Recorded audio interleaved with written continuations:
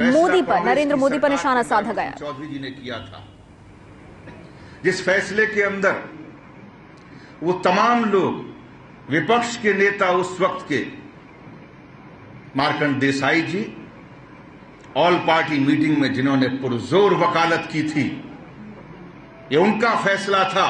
और उन्होंने कहा था बीजेपी के उन नेता ने ऑल पार्टी मीटिंग के अंदर कि लोकायुक्त का फैसले का, नियुक्ति का फैसला गवर्नर साहब के हक में, गवर्नर साहब के पास होना चाहिए, इसमें किसी भी तरह का ढील नहीं देनी चाहिए।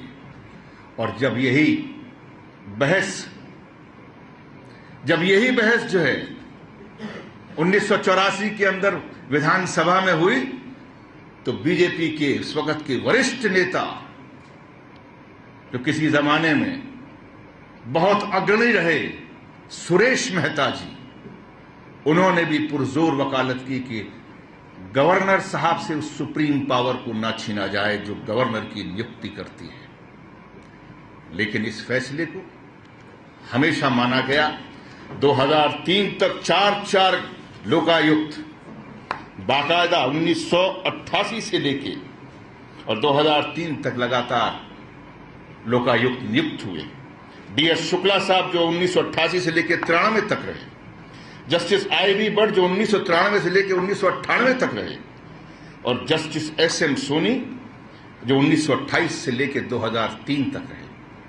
लेकिन 2003 में दुर्भाग्य से वो लोग आ गए जो गुजरात का मॉडल 2002 लेकर आए थे, और उन लोगों ने इस फैसले को थाम दिया और उन्हें लोकायुक्त को इसलिए सामने नहीं आने दिया क्योंकि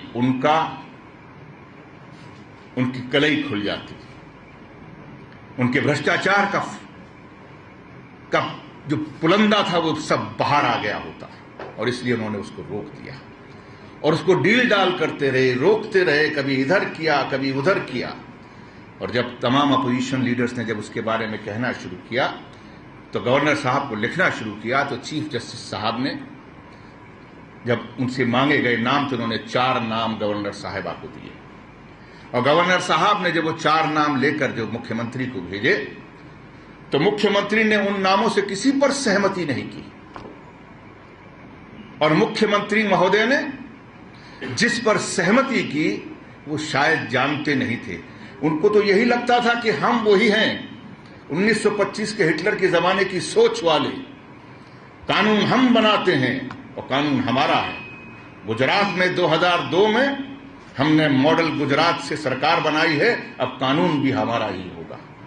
और उस कानून के तहत उन्होंने कहा कि इसके चेयरमैन के लिए जो नाम दिया, वो चेयरमैन, इसके जो लोकायुक्त के लिए जो नाम दिया, वो महाराष्ट्र के अंदर उस वक्त, उस दौर में ह्यूमन राइट्स के चेयरमैन थे। और ये कानून है कि मानव आयोग के अंदर जो चेयरमैन है वो दूसरी पोस्ट पर नहीं आ सकता। जब उनके इस फैसले को रद्द कर दिया गया, तो गवर्नर साहब से और चीफ जस्टिस साहब से कहा गया कि साहब ये इस नाम को रखा जाए, मेरी सहमति को माना जाए। जब उन्होंने कहा कि ये सहमति नहीं मानी जा सकती क्योंकि वो ऑलरेडी महाराष्ट्र के अंदर ह्यूमन राइट्स के चेयरमैन, ह्यूमन राइट कमीशन के चेयरमैन। उसके बाद में फिर 4 नाम भेजे गए, उनमें से उन्होंने एक भी नाम को स्वीकृत नहीं किया। वो डील डाल करके आगे पीछे गाड़ी को बढ़ाने की कोशिश कर रहे थे, वक्त निकाल रहे थे। इसी बीच के अंदर सुप्रीम कोर्ट का ऑर्डर आ गया कि पैनल 4 नामों का नहीं होगा, नाम केवल 1 आएगा। और उस वक्त चीफ जस्टिस साहब ने एक नाम भेजा, जस्टिस दवे का। जब जस्टिस दवे का नाम भेज करने के बाद में उनकी नियुक्ति कर दी गई,